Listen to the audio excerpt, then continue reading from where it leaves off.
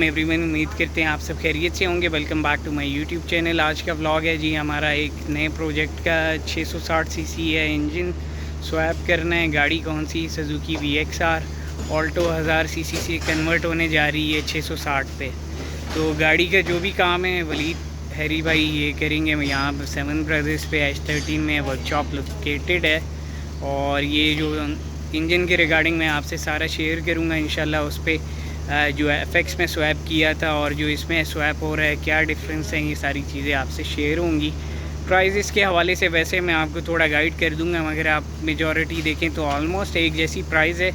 थोड़े पैसे बचाने के लिए कुछ ऑप्शन आपके बढ़ जाते हैं, यानी कि कुछ गाड़ियाँ ऐसी होती हैं जिसमें कैन बॉक्स का सिस्टम होता है, उसमें आपका डिजिटल मीटर लग जाता है, आपको एवरेज की एक यानी कि फ़र्दर ऑप्शन मिल जाता है। कुछ आती हैं उसमें वो नहीं होता, सिंपल कंप्यूटर होता है, कैन बॉक्स नहीं होता, तो उसमें आपका एवरेज वाला ऑप्शन और डिजिटल मीटर नहीं लगता। तो ये गाड़ी जो है एक में FX में जो है कैन बॉक्स है, इसमें विदाउट कैन बॉक्स है। तो चलते हैं आपको दिखाते हैं।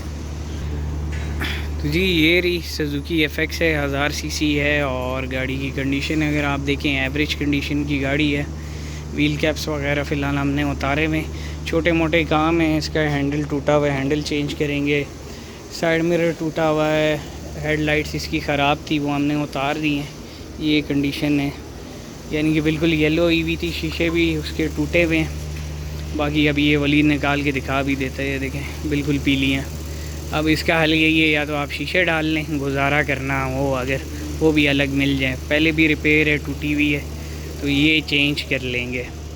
इसके अलावा अभी आपको इंजन बे की कंडीशन दिखा रहा हूँ। अभी सारा सामान उतारा हुआ है, अंदर से अभी इन्हें थोड़ी थोड़ी साफ़ कर ली है। मज़ीद एक हाथ और लगेगा तो बिल्कुल क्लियर हो जाएगी।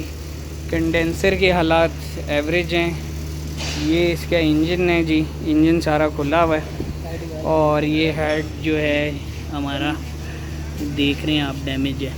इसके अलावा गैस्केट के हालात देख लें, पिस्टन को देख लें।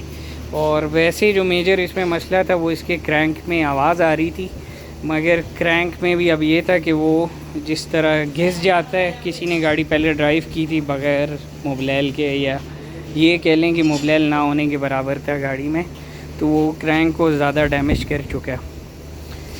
बहरहाल ये रहा गियर बॉक्स इधर साइड में ही वहाँ पे पड़ा हुआ होगा। इसका रेडिएटर भी बहुत गंदी कंडीशन का है, रेडिएटर भी हम नया डालेंगे। उस टाइम इधर रखा था, ये जंग वाला पानी आपको नज़र आ रहा होगा, वो बल्कि निकाल रहा है। ये है जी इसका रेडिएटर, तो ये पहले भी ख़राब है, ऊपर से ये उसके साथ हमारा चलेगा भी नहीं 660 वाले के साथ। ये लीक भी है देखें, तो ये सारा चेंज हो जाएगा। दूसरा गाड़ी में सस्पेंशन के रिगार्डिंग भी कुछ काम है, इसके चिमटे जो हैं ठीक नहीं हैं, वो भी चेंज होंगे।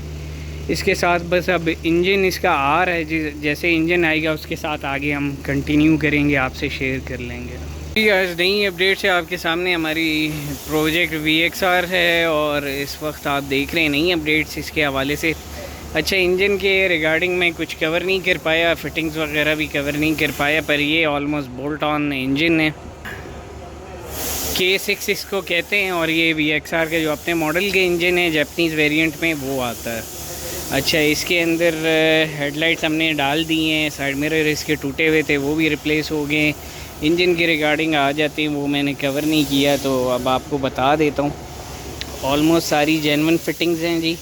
सिर्फ इस वाले माउंट में जो हमारी जैपनीज़ गाड़ी आती है उसमें अपना फ़िक्स ब्रैकेट इधर आता है लोहे का, तो अब उसको हमारे पास वो ऑप्शन नहीं था, या तो हम वो किसी जैपनीज़ नोस्कट में से वो कान लेते, उसको नॉर्मल ज़ुबान में यहाँ पे कान ही कहते हैं, तो वो कान लेके हम इसको टुच वो स्पॉट पे लगा होता है, तो स्पॉट यानी कि आप मिग वेल्डिंग से स्पॉट वेल्डिंग और मिग वेल्डिंग का यूज़ करके वो लगा सकते हैं, तो उसमें ज़ीरो वाइब्रेशन होती है। अब इसमें थोड़ा सा 19-20 होता है वाइब्रेशन का, बाकी कोई भी ऐसा मसला नहीं है। इंजन में अगेन फिर आ जाते हैं हम जी। ये हमारा K6 है, और K6 में एक आता है छोटे केम वाला, सिल्वर टॉप भी कहते हैं, ब्लैक टॉप भी कहते हैं।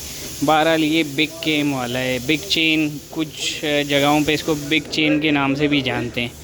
और कुछ NCP गाड़ियाँ जैसे लोग सेल आउट कर रहे होते हैं, तो उसमें यानी कि आप बलूचिस्तान वाली साइड पे या सवात वाली साइड पे उसको ये बिग चेन वाले इंजन को 800 सीसी भी कहते हैं। होता है वो 660 ही है, मगर वो बिग चेन की वजह से कहते हैं। तो उसमें ज़रा ये है कि आपकी परफॉर्मेंस ज़्यादा अच्छी होती है, इसकी फ्यूल एफिशिएंसी अच्छी होती है, और ये 4 स्पीड ट्रांसमिशन के साथ है। अच्छा, इसमें हमने रेडिएटर ब्रांड न्यू डाल दिया था, ठीक है, श्राउड समेत, क्योंकि अपना पुराना वाला तो लोहे वाला था और वो लगना भी नहीं था। बाकी आप सारी फिटिंग्स वगैरह देखें, सारी जेन्युइन है। एसी के पाइप्स वगैरह वो भी अपने जेन्युइन है, ठीक है। तो बाकी कंडेंसर वगैरह अभी हमने फ़िट नहीं की है, वो हमने यानी एसी का काम करना है, उस पर अभी काम नहीं हुआ। इसके अलावा अंदर से भी आपको एक दफ़ा दिखा देता हूँ। ये मीटर लगा हुआ है जी, ये ऑटो का ही है, पर इसमें ये सिंपल है, जिसमें आरपीएम भी नहीं होता और इसमें आपको वो लीवर की पोजीशनिंग भी नहीं दिखाते। दूसरा इसका लीवर है जेन्युइन, ये लग गया है जी। ये आजकल लीवर ही अलहदा से लें 14-15 हज़ार रुपये के। कंसोल इसका जेन्युइन है। इसके अलावा इसके फ्यूल टैंक में जो फ्यूल पंप होता है वो चेंज किया। ये इसका पुराना फ्यूल पंप है जी, ठीक है। ये इसका पुराना इंजन है जो अभी गया नहीं, चला जाएगा बहरहाल। बाकी ये गाड़ी ओवरऑल कंप्लीट हो चुकी है। माउंट्स का आगे ना आपको बता दूं जी, ये वाला माउंट बस हमने दूसरा लगा के इस पर ब्रैकेट हुआ है, बाकी सारे जेन्युइन माउंट्स पे आता है जेन्युइन फिटिंग के साथ। और यहाँ पे अगर आप देखें तो इसमें कैट भी लगा हुआ है, ठीक है। ये कैट समेत आपका पूरा आ जाता है आराम से, बोल्ट ऑन फिटिंग है, कोई अल्ट्रेशन वगैरह नहीं है। फ्यूल एवरेज के हवाले से अगर हम बात करते हैं, अगर ये इंजन बिल्कुल परफेक्ट हो तो जो ज़ाती तौर पे मैंने ख़ुद यूज़ किया हुआ है, इसमें 3 स्पीड वाले की जो लोकल एवरेज है जी, वो आपको मिलती तकरीबन 16 साढ़े 16 पर लीटर। और जो ये 4 स्पीड वाला है, ये जो है आपको कम से कम 19-20 कर ही देता है, वरना यानी कि 19 साढ़े 18-19 की एवरेज शहर के अंदर। और एक गाड़ी हमारे अपनी ऑनरशिप में थी जिसमें ये सारा सेटअप था और 4 स्पीड था, और माशाल्लाह से उस पर जो हाईवे की एवरेज हमें मिलती थी वो तकरीबन 22-23 थी, जो कि बहुत बेहतरीन है इस टेक्नोलॉजी के हिसाब से। बाकी ये गाड़ी ओवरऑल पेशावर से आई थी, वलीद के दोस्त हैं उनकी गाड़ी थी। इंजन की कॉस्ट के हवाले से मैं आपको शेयर उस तरह नहीं कर सकता, क्योंकि ये इंजन इनने किसी से लिए, यानी कि किसी दुकानदार से वैसे नहीं लिए, किसी गाड़ी वाले भाई से लिए। उनने शायद दूसरा सेटअप लिया हुआ था, ये भी इनके पास था, तो ये उनने अपनी कोई एडजस्टमेंट्स वगैरह करके उनसे परचेज़ किया है। बाकी जो वैसे ओवरऑल चले जाएँ आजकल के हिसाब से तो तकरीबन वही 2-2.5 का बजट आपका चला जाता है। 2 का तो नहीं, तकरीबन 2.5 लाख का बजट आपको चाहिए स्वैप के लिए। बेशक आप इस इंजन पे जा रहे हैं, ब्लैक मोको पे जा रहे हैं, और अगर नई जनरेशन पे जाते हैं जो कि R06 है, वो आपको ज़रा कॉस्टली पड़ता है, क्योंकि उसकी वायरिंग की डायग्राम हर बंदे के पास नहीं है, और बहुत सी चीज़ें एक्टिव करने के लिए उस पर काफ़ी कॉस्ट ऊपर चली जाती है। ये सारा जो है इजी है, इसमें कोई बड़ा काम नहीं, इसमें कैन सिस्टम नहीं है, इस टाइप की कोई भी चीज़ नहीं है। तो ये है जी ओवरऑल आपके सामने। उम्मीद करते हैं आप लोगों को पसंद आया होगा। कॉस्ट का एक छोटा सा आइडिया मैंने आपको दे दिया, फिर भी किसी भाई का कोई सवाल हो तो मुझसे पूछ सकते हैं। हेडलाइट इसमें ये ब्रांड न्यू डीपो ताइवान की जो आती हैं वो डाली हैं, 7,500-8 हज़ार रुपये की सेट मिल जाती है ब्रांड न्यू। तो इसी के साथ मुझे दें इजाज़त, अपना रखें ख्याल, दुआओं में याद रखें, चैनल को लाइक एंड सब्सक्राइब करें। अल्लाह हाफ़िज़।